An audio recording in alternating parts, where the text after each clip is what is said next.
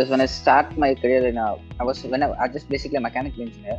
I can't able to I just was just 15,000 of salary. I can't able to do anything. So I tried to switch to data science field. So I searched the Learnbay is good.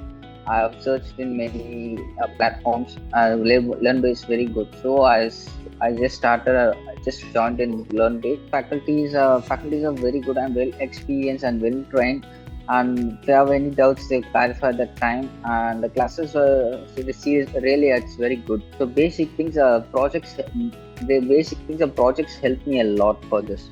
For interviewing while they are interviewing me, what project you have done, if they ask means I can easily tell that this kind of projects I have done. It's like a demo projects, live projects I have worked.